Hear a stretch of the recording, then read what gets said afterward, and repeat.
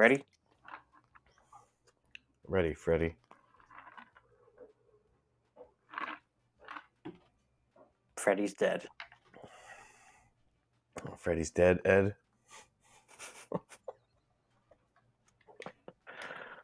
Anyway, here we go. Joe.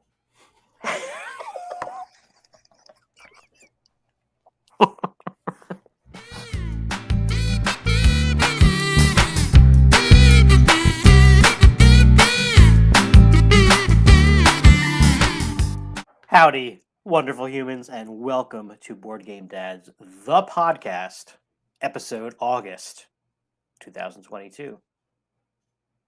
Hail Augustus!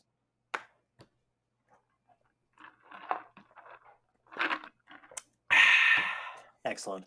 Thanks for joining us again, folks. I do appreciate you all checking in and keeping on listening to this. We've had quite a few downloads of the audio version of this, which I'm assuming is not you, Eric, every single time. I think that's No, right, maybe once or twice. I think, Um, yeah. so I think people are listening, and if you are watching this, that's awesome too. Either way, we're glad that you are semi-interested in what we have to say about board games. This is our monthly podcast episode for August. But before we get into that, we're going to do a little bit of a July recap. Is that fair to say? Sure. All right. How was your 4th of July? My 4th of July was great. We had so my kids are born in June and July, and so the 4th of July is kind of like the middle part.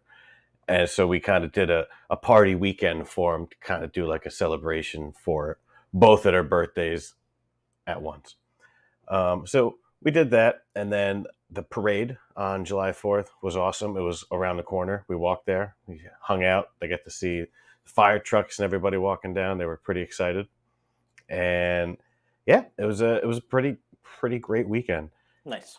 Didn't really play a lot of games, Yeah. and then and then Shark Fest started, which starts before Shark Week. So then we were watching a lot of our, like game playing time was then devoted to watching Shark Fest specials, which were not only about shark attacks this year, which is pretty awesome. Okay.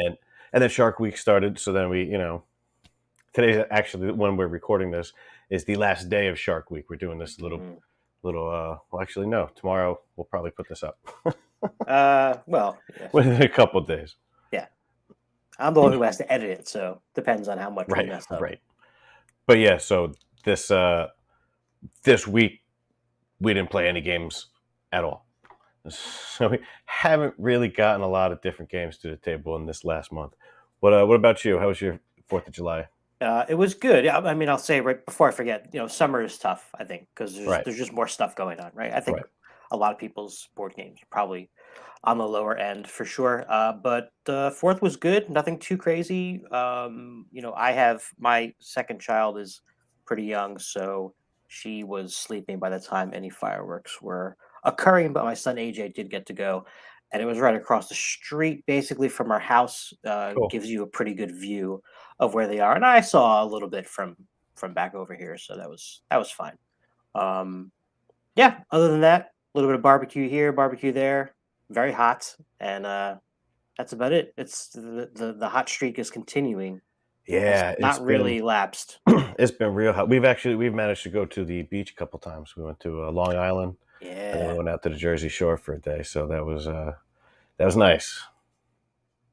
I never asked you actually on Yeah. your drive back because, well, a little backstory here. On the daily family trip to Long Island, there was a stop off at the Batista household, so we were very excited about that. Our kids got to play together. Eric and I got to hang out in person, which is always Yep. cool. But I meant to ask you on your drive home, did you guys make any stops, or did you kind of like try to buck through the whole thing? So we tried to just make it a straight shot out of New York and into New Jersey. And really, that was going to depend on Logan, our 1-year-old son. And he never sleeps for more than like 45 minutes or an hour in the car. And he slept for like 3 hours until we got out of New York into New Jersey. So then, we stopped off on like the turnpike at just like a rest stop, Okay, changed some yeah, diapers, and then we got back in the car, cruised on down a little bit closer to home, and then we grabbed some food somewhere. And yeah, so it was pretty simple on the ride back. Awesome. Yeah, Very cool. Yeah, other than that, nothing too crazy here in July. Activity wise, we do have a vacation planned for August. So next month, I'll be able to talk about how that went. Uh, right. but one noteworthy board gaming piece, at least for us, was we finished out Pandemic Legacy Nice. Season 1. So we played, the whole thing's finished, and it was really really fun. It was a very fun, unique experience. I highly recommend it for sure. We didn't do very well overall. And this is not really spoiling anything, but you get a final score, so to speak, throughout the whole game, and a lot of points depend on how Yeah. you do in these various months and campaigns. So we scored the lowest in the lowest category of points. You know, Basically, it was like, you guys kind of messed up, and generations from now, maybe we'll rebuild. But anyway, that was definitely a good time, and I definitely am looking forward to embarking on another legacy campaign at some point in the future. I'm not sure if we're going to go with another pandemic right away. I've heard very good things about Clank Legacy as well. Hmm. Nice. Yeah, so that's about it for me for July. We speaking of gaming, we now have 15 games remaining until we're done with our 100 games challenge. Oh man, what a Yeah. breeze! Yep. What a breeze! And that's with most of July not playing very many games at all. Yeah, yeah. So Huh. So, is part of you already thinking about the next challenge? Because I feel like this, you're gonna fly through this one. Maybe you should up the ante a little bit. to be honest, I feel like our gaming is more restricted by doing this challenge, and it's not as much fun. Sometimes I want to play one of these other games. That's why I already played it in this challenge, and Yeah. I want to play that again instead of one of these other games that I have to relearn or I remember it, and it's not as much fun. So I think next year I'm going to do a challenge where we're going to do 12 games that we haven't played in like 2 or 3 years that are just sitting on the shelf, and they're like our intimidating games. Either we never played Mm, them, or there's a lot of rules, and those games I'm going to try and do one a month. That way, we're less restricted, but we're still shooting for something, because that's a cool feeling to be like, oh man, like we oh gotta yeah, we gotta play more games. But yeah, that's what we're thinking right now for next year. That's what I'm thinking. that's cool. That's Yeah. unique. I like it. All right, so let's get into the last three. The last three. So who's up first here? I believe it is you. Am I I am. Yes, okay? yes. So my first of the last three is Chronicles of Crime. So we played this right after. Well, I shouldn't say right after, but I just mentioned that we finished the campaign of Pandemic Legacy. So it was me, my wife Lauren, and our neighbor and friend Holly who played all the games together.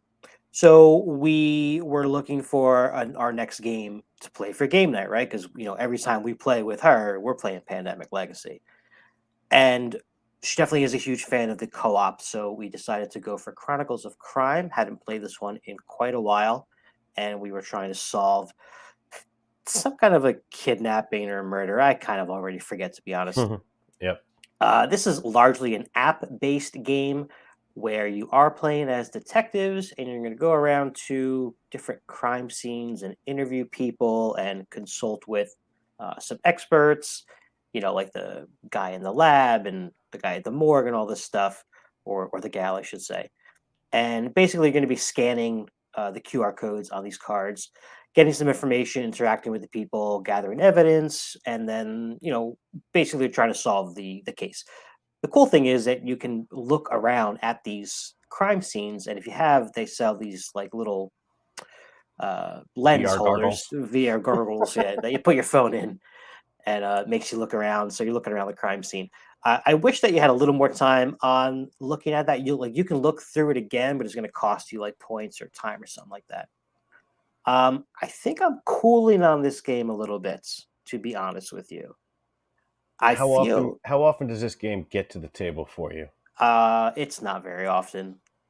It really I like before this recent one. I don't remember when the last one was. I mean, I could look, but So this recent one didn't make you feel as though, hey, I want to play this game more. It made you feel like, oh, this is why I don't play that game as much.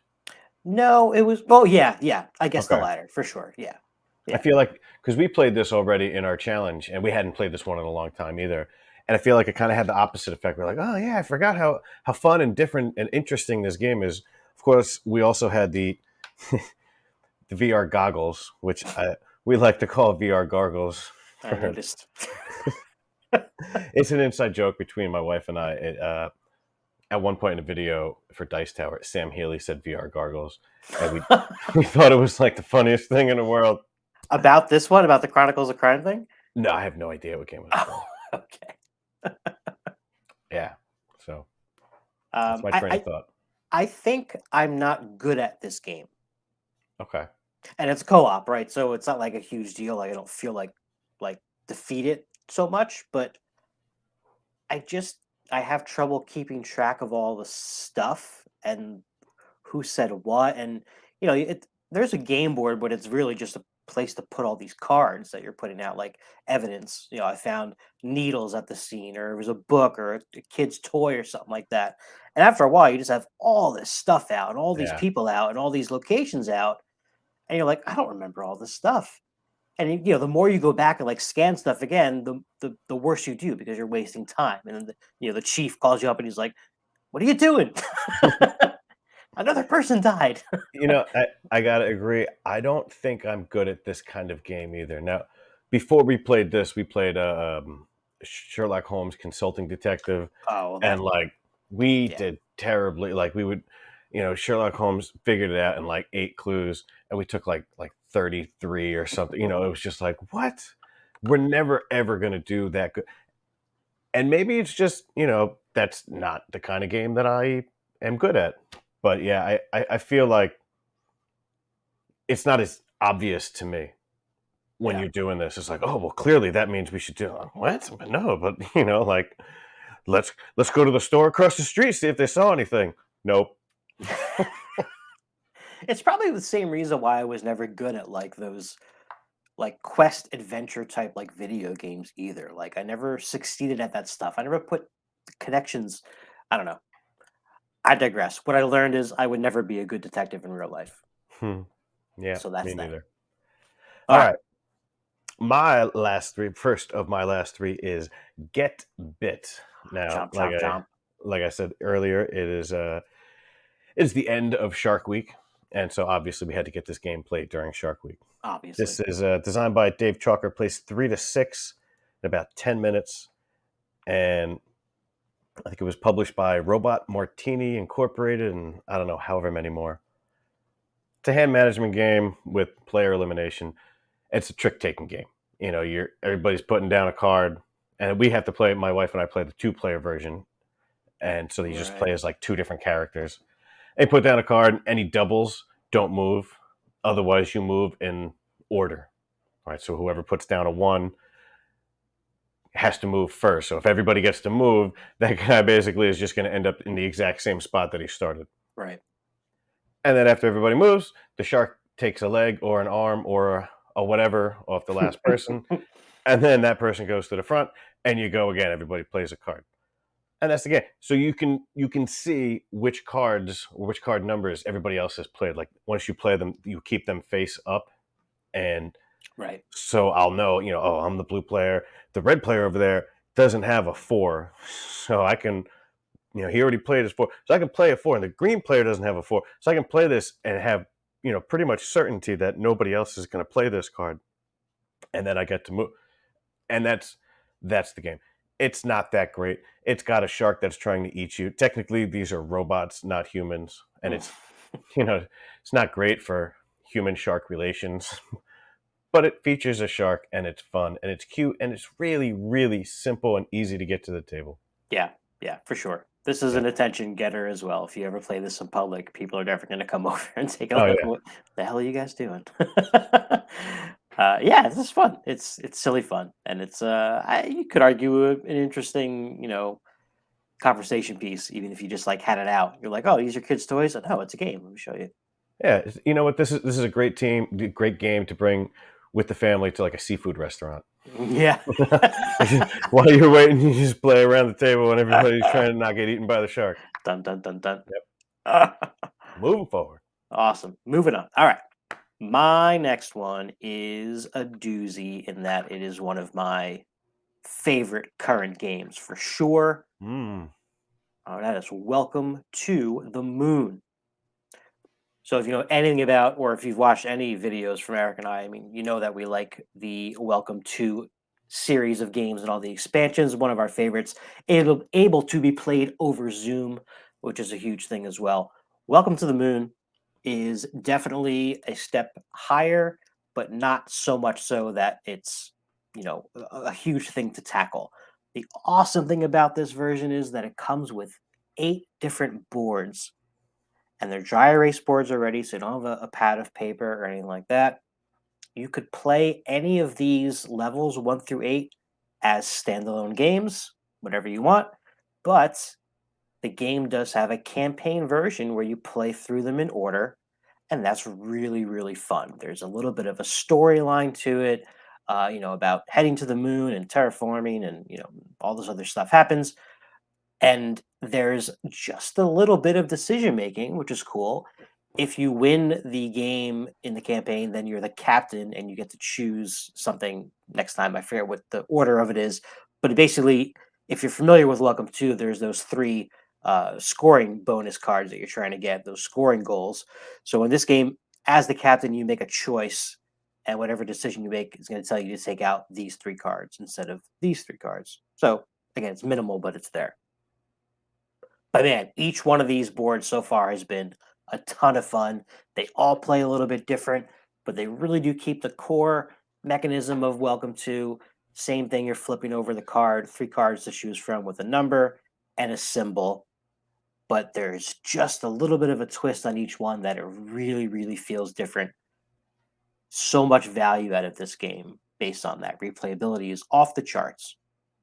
I gotta say, when you were talking about this one, in my head, I'm thinking, huh, you know what? We don't have this one, but if you have it, then I could just print up the board, print up 2 of them, so me and my wife can play. We could play it over Zoom. Just this would be super easy. And then you were like, "There's 8 different boards." And I was like, "So much for super easy." Yeah. That's So 8 times the work. That's yeah. And I will it's say still doable. yeah, no, it's doable, but the the way that we're playing this game, and just like the original Welcome to, my wife and I didn't own it for so long, but had all the sheets from all you and some other people. Our good friends Mariella and Steve have are the owners of this game, Oh, and when they were here one day, we were gonna play it, we didn't for whatever reason, but basically they just gave us 2 of each board so that nice, with the intention of us playing together. So we've been playing with them through the campaign, and then nice. we have the boards here. So yeah, Welcome to the Moon. Highly, highly enjoyed that. It is my most played game in July. All right. What you got? Speaking of your most played game in July, this next game just happens to be my most played game of July, and this is Hey, X-Men United. And we just talked about this in a Kickstarter video recently. It's a great, great game. I never played Marvel United. I never really, as a kid into adulthood, cared so much about the Avengers, but I love the X-Men. So obviously, when this version came out, it piqued my interest.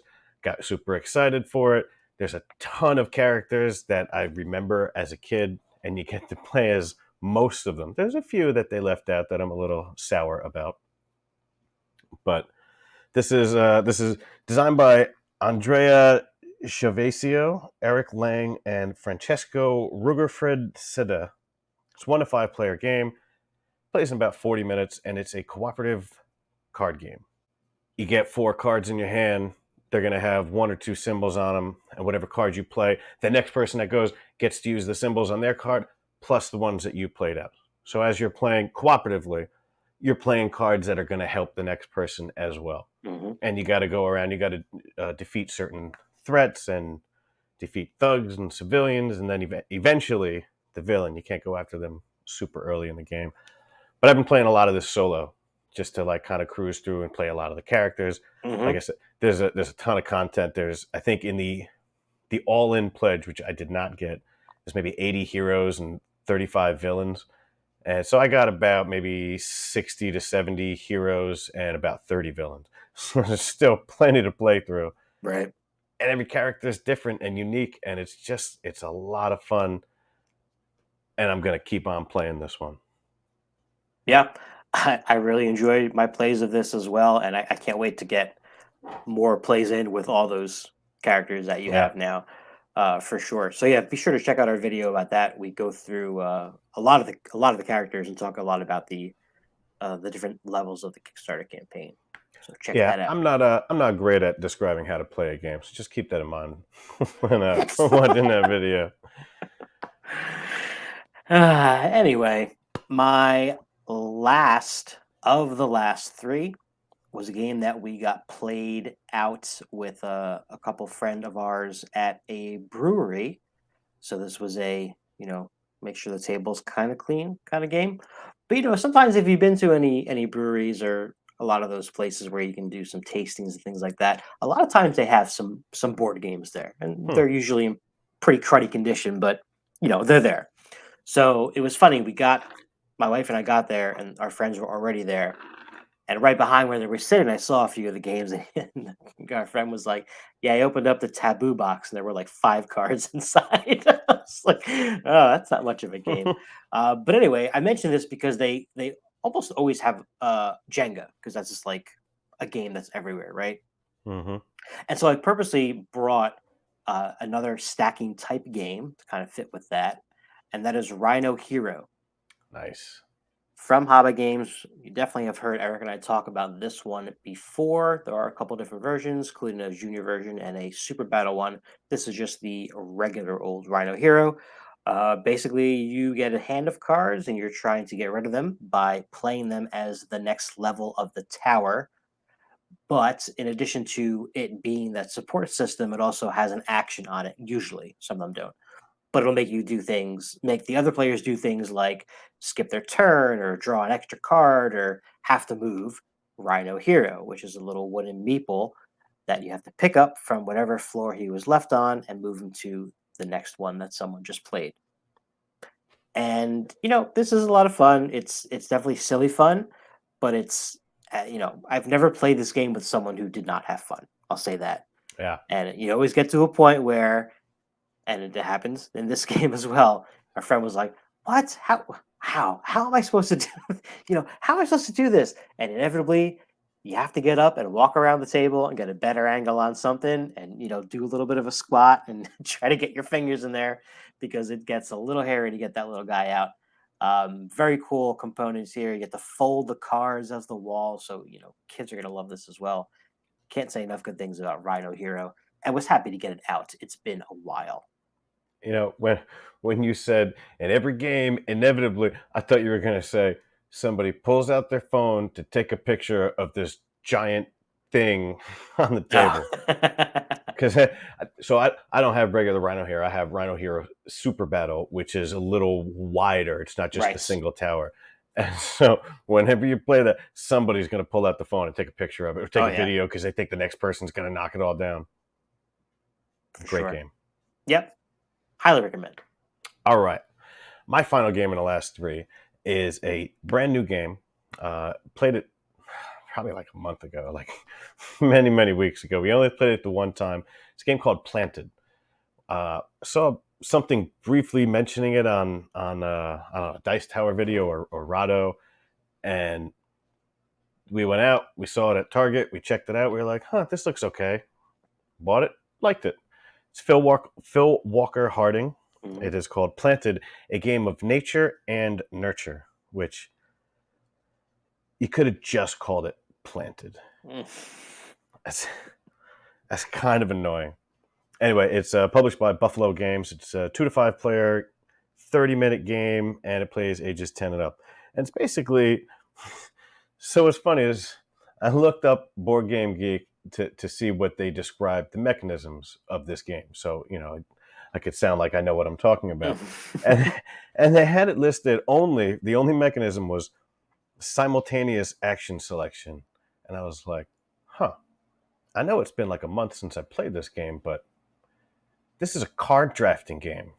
And I had to ask my wife, I was like, well, so what kind of game? She's like, yeah, it's a card drafting game. Like that's like the main thing. So I don't know why it's not listed on Board Game Geek, but this Mm. is, you have a hand of cards, you take one, you give them to the person next to you, they take one, and that's what you do. And each round, you take a card, you play it, everybody does their thing, and then you pass the cards around, then you play it, and then once there's no cards left, I don't know, you start another round. It was a fun game. It's got cool plants. You're feeding them, watering them. There's cool little components like sunlight, water, and green thumbs and leaves and things. And it's a quick game. It's a good looking game, and Yeah. I'm definitely glad we got it. Now, one other thing. This is a Target game. I don't know if it's a Target exclusive, but we went to Target. We saw where it was. It said $20, and then it didn't say Planted, a game of nature and nurture. It says something like planting game. Nice. So we had to pay for it, and it came up as $30. And I was like, oh, like this was listed as $20. She's like, okay. She just changed. She didn't even check. So check it out and make sure that if you see this at Target, check that price, because if it's only listed as $20, let them know. Yeah, and when you go to check out, look for the most gullible or person who cares the least that's working behind that register. Well, no, I mean, I wasn't going to lie about it. Like the tag said planting game. I expected somebody to go check. We were prepared to stand there and wait for a few minutes, but it just didn't happen that way. Yeah, no, this one looks good. I Yeah, definitely want to play this. I've heard about it a few times now for sure. it's a good one. Love some plant games. All right, so we are done with our last three. It That's is true. time for a poetic interlude. Harps. Harp. Who is going to go first on this one? You go first. All right, we're going to do the haiku or the limerick.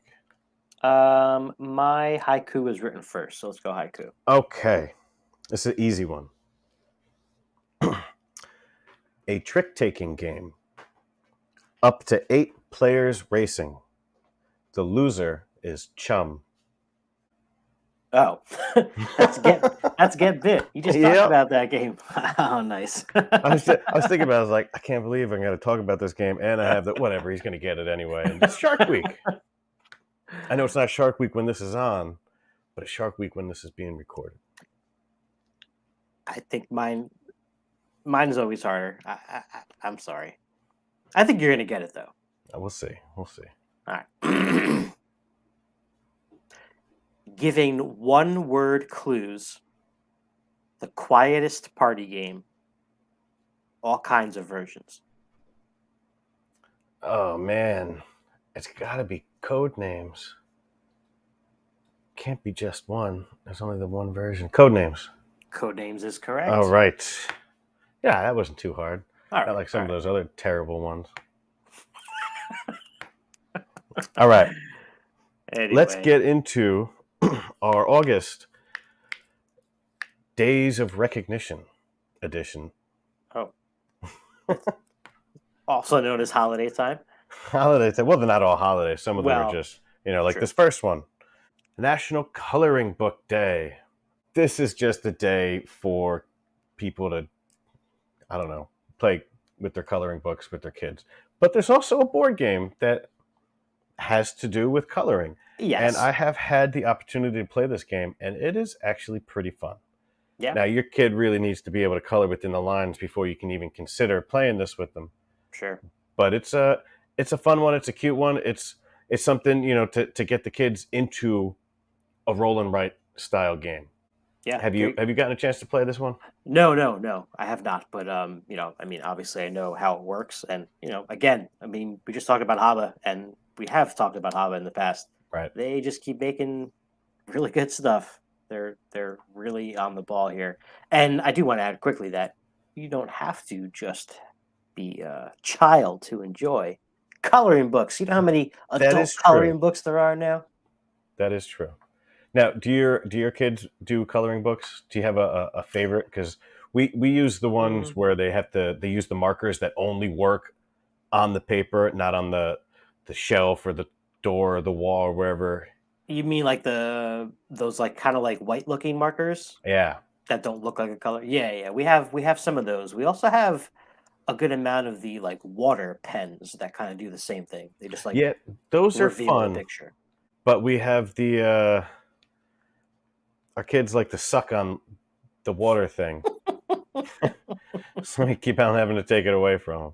Yeah, that will But those happen. those are fun. We actually we saw those. You guys had them, and we saw them. I was like, wow, that's cool, and we got them. And she would play with it, and she loved it. But then she started sucking the water out of it, so we had to take it away. And now Logan's at that age where everything's going in his mouth, so like they just can't come back out just yet. Yeah, yeah. Same here with Gabriella. Everything in the mouth. Um, AJ has some regular like coloring. We got a lot of like plain coloring books. Um, but he also has like a bunch of like the activity books now that he's trying to Okay. like draw lines and things like that. But for Hmm. coloring, he's getting better at trying to be in the lines. It's obviously still pretty hot mess, but yeah, it's interesting. Yep. All right, next up we are celebrating sandwiches. Sandwiches. So this is was it August 6th in 1762? The Earl of Sandwich asked for meat between two pieces of bread, and thus the name sandwich was born. Delicious. So yeah, I mean that's awesome. I love eating sandwiches. Most of the food that I eat, I just prefer it as a sandwich. Yeah, Uh, yeah, it's a pretty versatile thing. yeah, So taco is just a different type of sandwich. so then obviously a hamburger is a sandwich. So a hamburger, yes, a hamburger is a sandwich. It's meat, it's bread, and whatever else you want on it.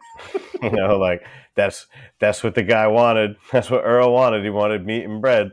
That's what he got. Now, eventually, people added like mayonnaise and cheese and bacon and lettuce and stuff. But Earl, I think, just got meat and bread. Who knows? Yeah, we don't know. We weren't Yeah, there.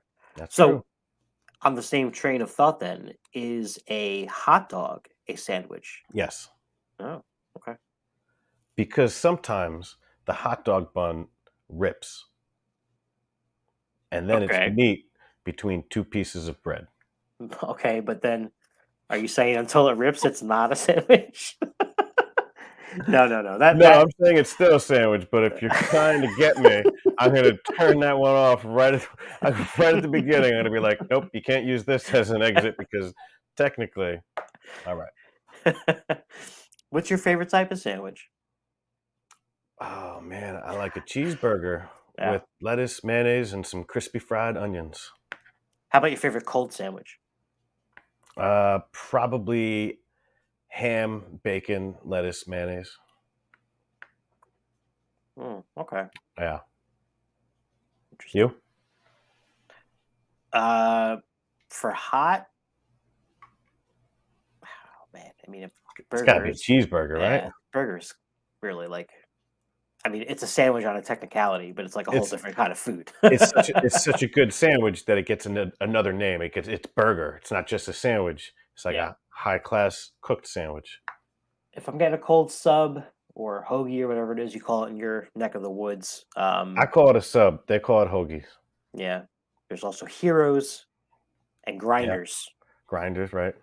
But I love the classic like Italian sub, with, like ham, salami, and provolone Yeah, for that's sure. good too.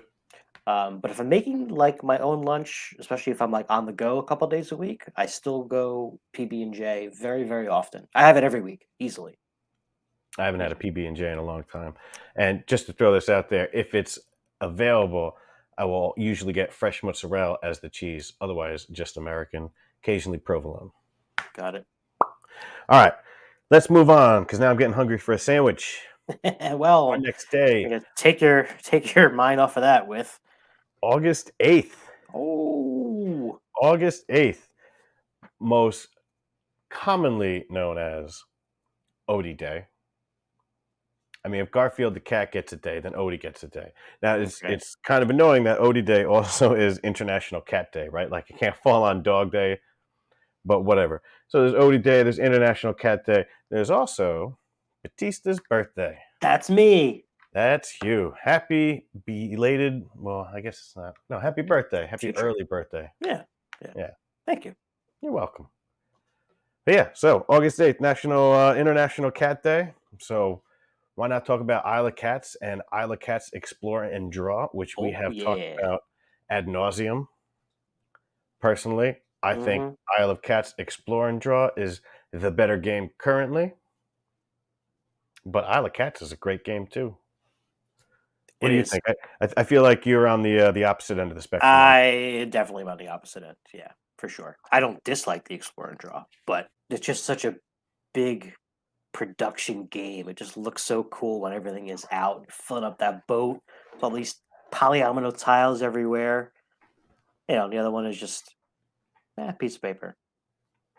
Yeah, Some I cards. think it's more of there's a lot of powerful cards in Isle of Cats, and in the regular Isle of Cats, you can get something and nobody else gets a chance to get their hands on that. But in Explore and Draw, everybody has the same opportunity to get whatever cards are out there. Yeah, I get it. I totally understand why you like that one better for My sure. cat is playing right now during Isle of Cats, of course. That's I because gotta, I'm sorry, Lobo. I gotta take this ball away. he heard you. Oh, he's just looking at me like a sad cat right now. Oh, poor kitty. No, it could be worse. He could be stranded on an island That's true. Or a boat. with the evil guy coming. I forget his name. Something with a V. I don't know what you're talking about. In Isle of Cats, the boat that's coming is like this evil guy who's coming to like take all the cats. Oh, I don't think I ever read that part. Oh, okay. Melissa probably knows what I'm talking about. Right, Yeah, Melissa? Right. Thank you. Moving on. moving on. All right, what's next here? We got so the next day we got August 8th is international, right? International? Oh no, National S'mores Day. Is S'mores. That's the are 10th. s'mores an international thing? Probably, right? Gotta be people in other Yeah. countries that figured out that graham crackers, marshmallows, and chocolate taste good Yeah, I would when think cooked so. over a fire. I mean, it could be called something else in other places, but I Hmm, bet you it's like been branded as that now in other places, I bet. got it. But So I'm yeah, curious. It's good. That's a good question. National S'mores Day. We got Anybody knows anything about it in other countries? Let us know in the comments. yeah. Please let me know if you're watching this and you live outside of the United States. I would be shocked and very, very happy. But anyway, we've got Smalls Wars. S'mores Wars. Now, I have not had a chance to play this one. This is this is a game that Ryan spoke about on one of your videos where we talked about I think outdoor activities. That was last summer, right? Last summer, that was one of our 7 themes of summer was summer activities, yep, and he joined us, and, this was one of the games that he featured because, hey, roasted marshmallows, making s'mores, even if you're not making the full-on s'more, the marshmallow part is, definitely a summer activity. Oh yeah. And so this is what 3 to 5 player game. Plays in about what is it? Say 30 minutes, I think, on the box. Mhm. Designed by Prospero Hall and published by Chronicle Books. Now, this game is available at your local Barnes and Noble. I've seen it at multiple. I keep wanting to get it, but it's 3 to 5 players, Yeah, yeah. and my daughter is not what 8, which is 8 and up. She's not even 4 yet, so she definitely can't play this. So it's not worth spending money right now for it to just sit on the shelf. That No, yeah. can't play a 2 player version. But ever since Ryan talked about it, I've had my eye on this one, and it looks like a great game, at least a fun game. Yeah, for sure. Very fun, very thematic. You're basically just kind of, you're trying to build s'mores. There's 3 ingredients, the cards out in the 3 piles, and you're basically gonna be simultaneously playing to see who wants to get which one. If nobody picks, like, if you're the only person who picks chocolate, say, then you get it. If more than one person goes for it, you're gonna do some kind of a battle, which is kinda like a rock, paper, scissors thing. I forget what the, specifics of it are, but, that's pretty much it, and then, you go through and see how many you can make all together, and you add them up at the end of the game. I think this will be in our collection at some point in the future Agreed. between the 2 of us for sure. And yeah, check out that video, and, we gotta get Ryan back on the channel too. Yeah, I believe, and I could be wrong about this. I believe that's the video I tried to record outside. Yeah, yeah, yeah, yeah, yeah. And we're still wearing the sunglasses. I couldn't see. I was sweating. There's like planes flying around. It was bad news. It was not working for me. All Yeah, right. yeah. Live and So learn. what is our next day? Our next day is August 13th, which is National Garage Sale Day, which is an absolute great time to go out and buy some board games. You never know if you're going to get the full game or not, but you're certainly not going to pay full price. Yeah. And you can always replace little components. If you're missing cards or something, that's different. But yeah. So got any garage sales? Always stop in. There's Yeah, and usually a decent amount of games there. you might Sometimes even find some stuff that is not like a game related, but you might be able to use for something game related, right? Like there's all kinds of like old games that are just like pieces and things like that that probably don't even have any crap. rule books. Well, yeah, pretty much. All right. So that was the 13th. The next holiday or the next day is August 16th, which is Roller Coaster Day. Woo! That's I right, haven't Coaster Day. I haven't been on a roller coaster in a long time.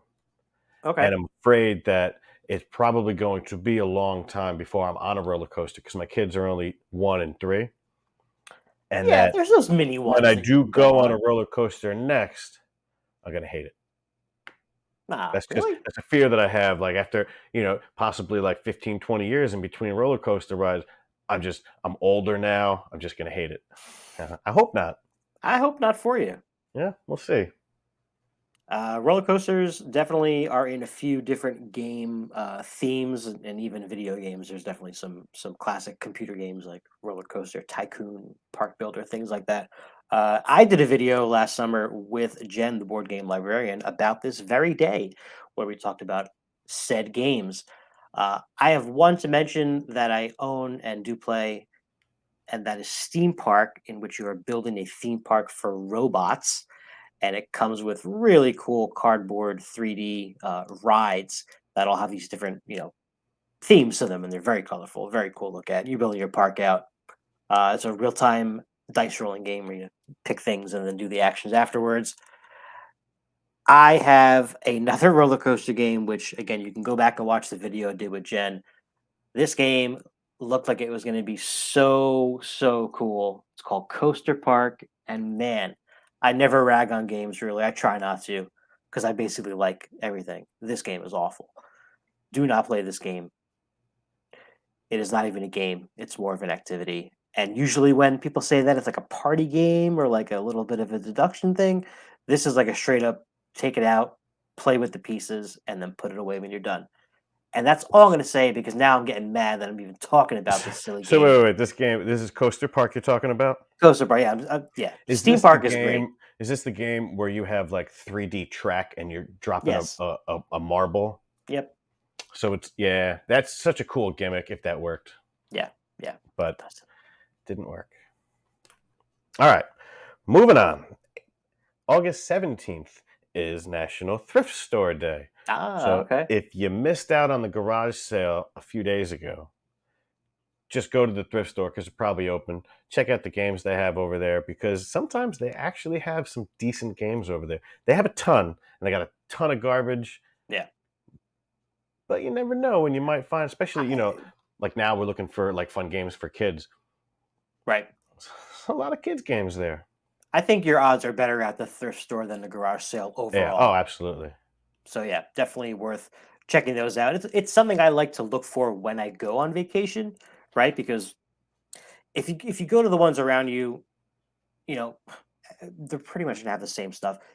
Go maybe like once a year and you'll see different things. But going to like a whole new location and checking out their stuff is always Yeah. interesting. Thrifty. Thrift Day. All right. And then August 18th is Bad Poetry Day, which we know a thing or two about if you've been listening to the show up to now. So, in honor of Bad Poetry Day, I have an additional haiku prepared. Now, I have a non-game related haiku, or I have a game related haiku. What would you rather hear, Batista? Whoa, whoa, whoa. You have A second board game haiku and a non-board game haiku? Yeah, man. I sometimes just write these things so I have them ready for the podcast. I mean, I think technically you're a poet at this point, if that's what you're doing. If you have a notebook full of poems, you're a poet. It's two, and I already Yeah. told one of them. Well, So yeah. now I just have the one game, the one non-game. I It's would my say backup. go for the non-game, and then you use Okay. that one next episode. All right. Here's our bad poetry. This is a weird topic. Of all animals, why do cows get abducted? Not horses or pigs, Hmm. right? Yeah. That is a valid question. Because you would think that, if horses and pigs were also getting abducted, that like you would hear about that. It's not like the farmer's not going to notice that his prize horse is gone. But yeah. So if you even believe in that kind of stuff, which I'm not even sure if I do, but it's still food for thought. Yeah. I think I feel like I haven't heard anything about alien abductions in a really long time. Well, but like cattle mutilations, abductions, whatever. Mutilated was too many syllables, so I went with abducted. Nice. It's a haiku, Uh, man. in merchandise, you're collecting humans, cows, and chickens. Oh, okay. So it's that. All right. What's next? All right, what is next? The next is August 20th, which is World Honeybee Day. Buzz. A couple years ago, it seemed like within a few months of each other, a few games just came out, and came out all about bees. Like bees were like the big topic, and these were like nice looking games. And these games are Bees with a Z, Queens with a Z, and Honeybuzz with two Z's. Twosies. So each of these games is a little bit different. Which you have Queens, right? I do have Queens, and Okay. I've played Honey Buzz. I have not You have played Bees. okay. So let me start with Bees. Bees was designed by Dan Halstead. It's published by Next Move Games, and it's an abstract strategy game with little bee minis that are on these hexagons. And from what I can tell, it's very important that you don't accidentally bump one of them because you have to turn them, and they're hexagons. So turning, like Mm. is a little bit off, and so like they really have to look perfect. So abstract strategy, I'm out. Next game, Queens. To be or not to be. Another game with a stupidly excessive long name. Just make it Queens with a Z, right? Because you had to add that Z. It's just a subtitle, man. I get it, but You don't have to say the whole thing. I don't like it. What about songs with parentheses in titles? It's the same concept. I Mm. don't like it. No, sir. I don't like it. Anyway, Queens, to be or not to be, is by Bruno Cathala and Johannes Gaupi, and it's got Vincent Dutrait artwork. So this one looks super good, and you might as well just explain a little bit about how it plays. Since Well, it's you own it. also pretty abstract overall. Okay. You are building your little colony or your hive, I guess. But in this one, the flowers that you're collecting are out in a grid. It might be like 6 by 6 or something. And similar to I forget which of the Spring Meadow Cottage Garden things, where you're going to be like moving a piece around and then choosing something from that row based on where that piece is. And so you can pick like one, two, or three different flowers, but if you pick three, they can't be the same, things like that. And you're placing these flower tokens then on these polyomino, although they're only 5 spaces each, pieces, trying to connect them together and basically keep the same color flowers next to each other for maximum points. And then there's like some honey pot bonuses and things like that, but some pretty cool components. This got a lot of play between my wife and I, and it still does get to the table pretty often. This is a game that we really do enjoy. Nice. And then there's also Honey Buzz. And Honey Buzz is another game that, well, first off, it was designed by Paul Salomon, and it's published by Elf Creek Games. It's a worker placement game, plays in 45 to 90 minutes. And I was ready to do a terrible job explaining it, but since you said you've already played this one, why don't you go ahead? Oh, thanks. It's been a while. It is worker placement, but I feel like and I might be messing this up, but you're also like drafting tiles of sort that are these hexagon shapes, I think, or like rounded, and you're trying to build up your little area Yeah, with the bees.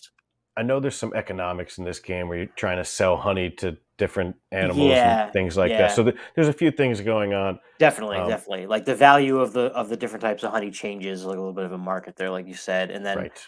I think the worker placement part comes. I want to say you don't actually have workers you're putting out, as opposed to I just like to say that it's worker bee placement. there you go. I feel like when you build something and surround it, you then get that worker Hmm. like place. Okay. I believe like when you fill up when you surround a hexagon with other hexagons, I feel you like get that's that thing in the hive. middle. Yeah, that's an aspect of Hive too, which has a bee in it as well. But We'll anyway, see. this game, Honey Buzz, my wife backed this recently when they put out the expansion. So we never played it, but Oh, okay. when they put out the expansion, she backed it. I don't know. I assume with the expansion. So we'll be getting this at some point. We'll be able to talk about it a little bit better. But just from looking at it, what gorgeous components this game has. Mm.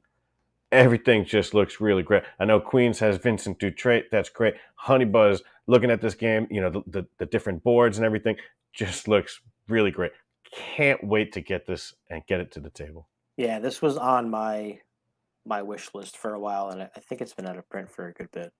So yeah, so there's 3 bee games to check out for World Honeybee Day, or pretty much any Mhm. time throughout spring and summer Oh when yeah, bees are around. and I would like to add that the 20th is another birthday for us here. It is my wife Lauren's birthday on that, so Oh, happy birthday to happy her. birthday, Lauren. We'll see. If I don't think she really watches my videos, so Hmm. if she comments on this, then I'll know that she does. But I don't think she will. Moving on. Moving on. All right. Well, so we got one more day to talk about, and this is August 24th, which is not really a celebration, more of a commemoration. Right. So this is Vesuvius Day. This is the day that Vesuvius erupted, and there was ash and smoke and debris and everything. And then a few days later, the lava came and everything got completely destroyed. But it happened in August. It's crazy because it happened in 79 AD. So it's kind of crazy to me that they narrowed it down to August 24th. Like, Well, I'm sure it's got some footnotes and some asterisks on that exact date. I guess so. But, for 79 AD to have an actual date was pretty shocking to me.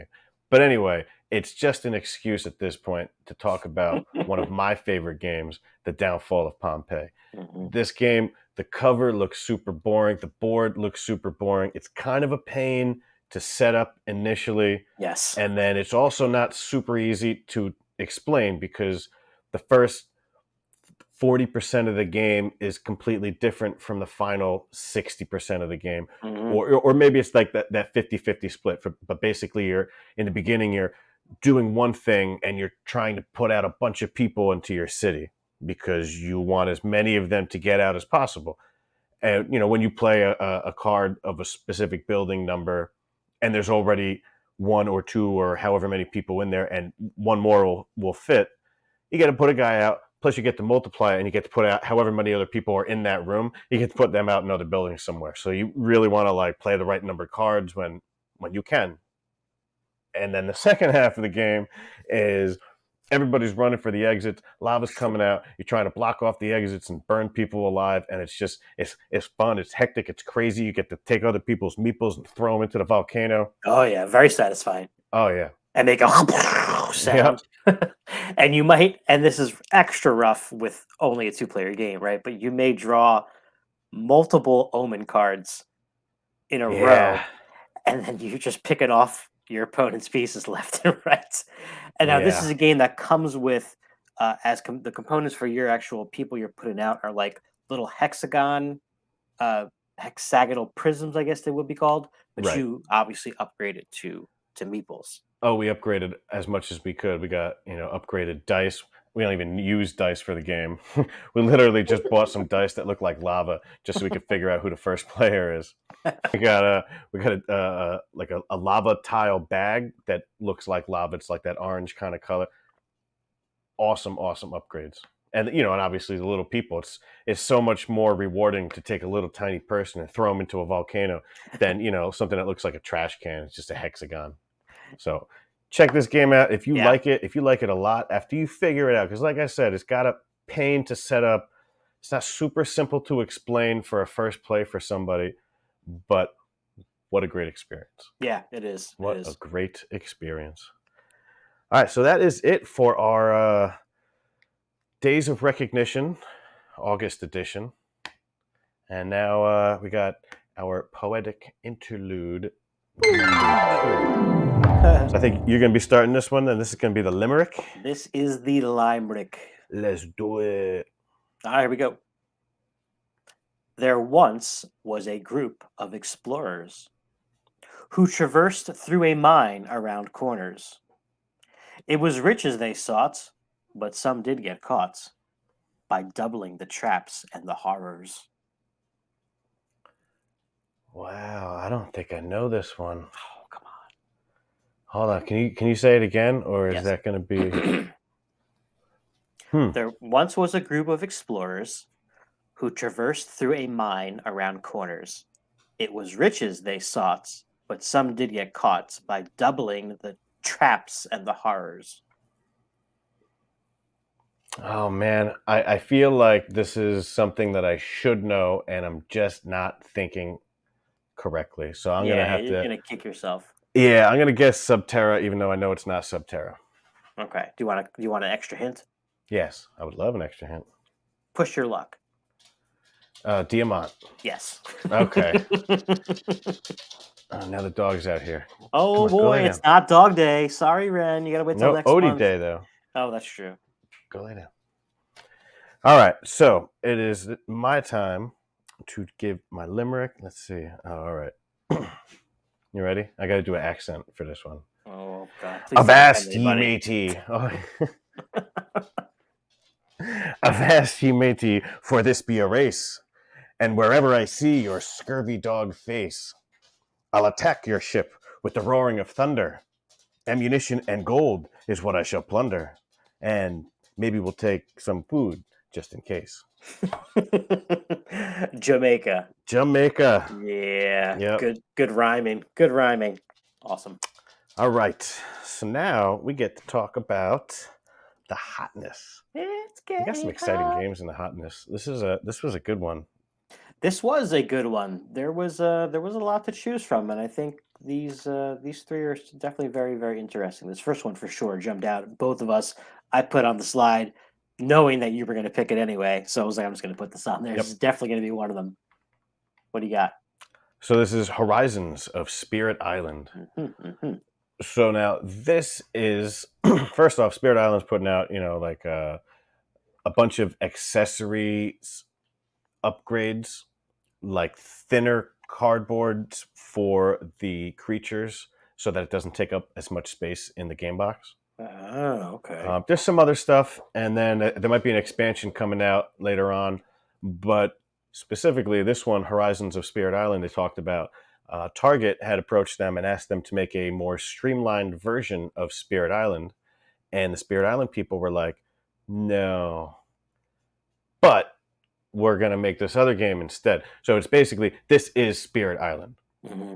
It's just almost like a Jaws of the Lion kind of version where it's kind of easier to get into. A lot of the components, like the Dahan and some of these other things, they just made them cardboard cutouts. So the components are going to be cheaper in this game. Right. But the meat of the game, everything about the game, is the exact same as the regular Spirit Island.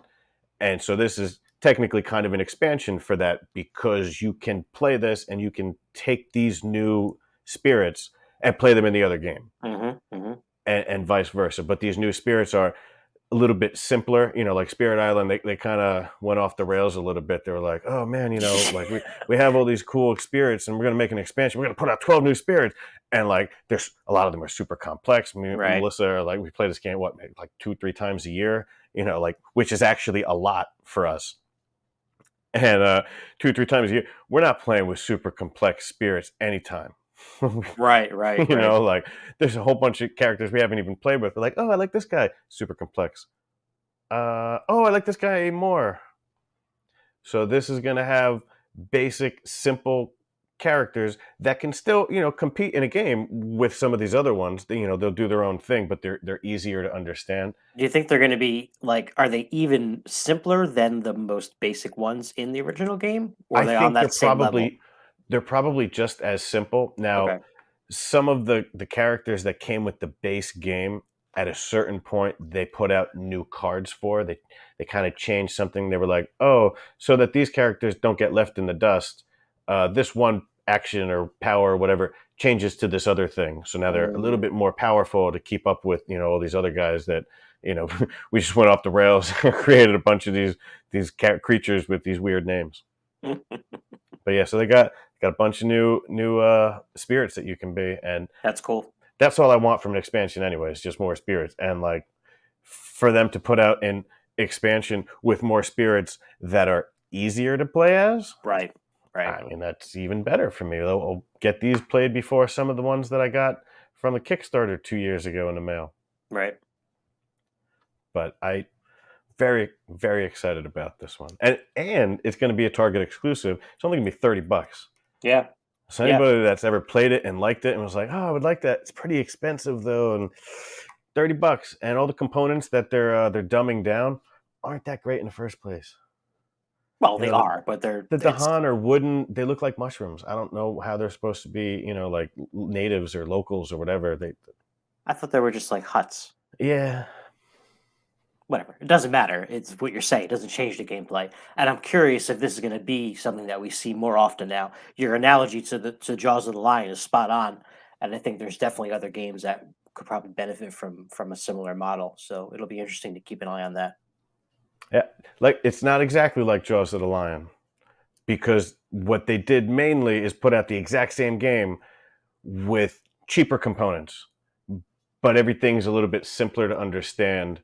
So I don't think it's going to have the same kind of like campaign mode where it teaches you the game like Jaws of the Lion does. But I don't know. I don't know. Well, I'll no, I figure know, it but out when it it's comes out, and I yeah, inevitably buy it. but it's a stepping stone to the other game. So Yeah. I think that'll be beneficial to get new people into this, which is what we really all want. Well, I shouldn't say all, but that you should want that. Hmm. Don't be greedy. All right, next up on the hotness is a theme that is popping up. I feel like a lot now. Similar because you had mentioned about the bees thing. There was like the Year of the Bees game. I feel like we're in sort of the Alice in Wonderland, zeitgeist as it is, and Hmm. this is a cooperative one here called Paint the Roses. So this is designed by Ben Goldman's North Star Games, and it's a cooperative game, and you have limited communication in order to try to let other people know. So I guess each turn, everybody's going to take this card that tells them how the queen wants her garden to look, Hmm. and so you have to place a tile out, and then you can put if you have clue markers or something, let other people know like, hey, I put this here, and then they're supposed to figure out based on where you put it, what you put it next to, how the queen like what your card is, so that oh, okay, well he's not telling us this, but he put it right there. And again, this is something that you could probably describe a little bit better having played the game. Well, yes. But I think that's sort of the idea behind it is that limited communication. You're trying to get other people to guess why you put it there and why you're going to be scoring points for it like that, Yes, and so I, that I they don't ruin it. I also saw in one video that there are basically two different ways to play the game. They're both cooperative, I think, but one of them has a little bit of a different twist on what you're trying to do. But yeah, it looks cool. Components look cool, and I do enjoy the Alice in Wonderland theme. I have not played Wonderland's War, which I think has a bit of a push your luck bag builder quacks kind of a feel to it with Hmm. a bunch of other stuff.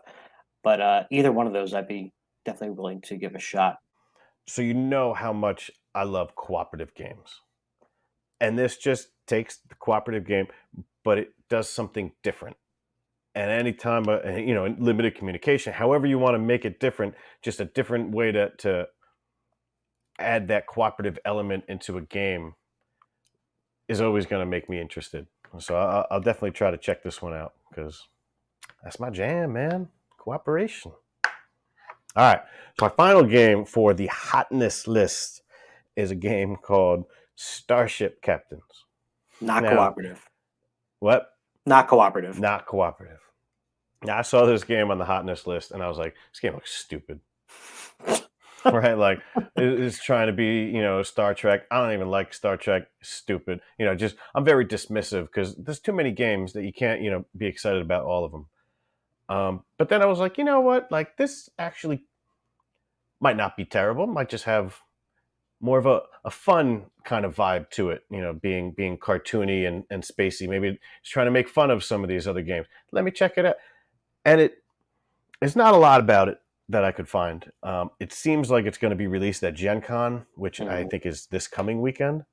And if not released, at least it's going to be there. They're going to talk about it, and then they'll release it, I don't know, some other time. But it looks cool. It's designed by Peter Hofgaard, and it's Czech Games Edition was the publisher.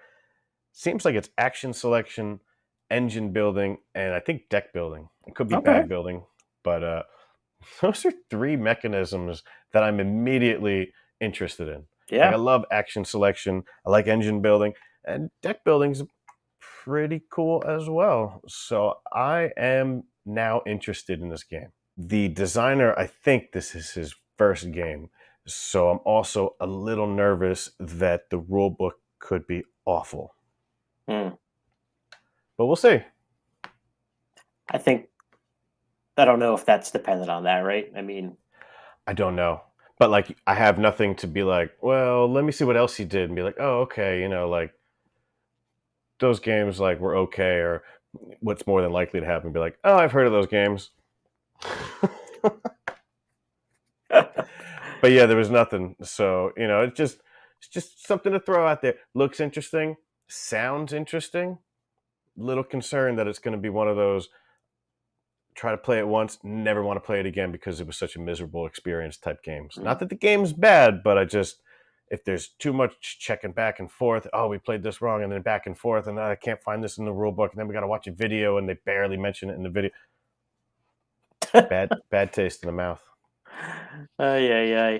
Well, we don't want to end on that because we don't want to end with a bad taste. No. So I'm wondering, maybe we should go back and get that bonus haiku. Oh, you want that bonus haiku? All right. Now I have to come up with another one for next month then. Yeah, you're a poet though, so it's all good. Okay. I'll be honest with you. I have a bonus limerick. Oh, okay. Well, then dealer's choice. You tell me one or the other. I don't care which one. Okay. I'll do the haiku. All right. Survive this island. Gather food and build shelter. But you're going to lose. No. Oh, man. It could have been a lot of things until that last line. Yep. This is Robinson Crusoe. That is correct. Yeah. This is a game that Eric and I actually basically purchased together, and it's been in my collection, his collection, back and forth. I think I have it currently. Yeah, it's right over there. Yeah, and we got like the rectangular box version. Yeah, too, not the nice square box version that came out that's still absolutely punishing. Yeah. It's a really cool game, and it's super thematic. But you want to talk about going back to a rule book? This is the game that I feel like no matter how many times you play, you're always going to have to reread the rules. It just something doesn't set in about it. Plus, there's all different scenarios, so a little bit of that changes every time too. But that's a much better way to end the show. So thank you for that. You're welcome. All right, folks, that's going to wrap up our August podcast. As always, we'd love to hear from you. Tell us some games that you played. And we didn't do a flashback this episode, but I will mention very quickly that our good friend Evan Diesel, who is our top commentator for sure, on one of our recent videos, commented and said, "Don't you guys ever get tired of featuring my comments?" Never. No. So keep them coming. But yeah, all joking aside, we love to hear from everybody. Until next time, my name is Anthony, And my name is Eric. and we're the Board Game Dads. We'll see you in September.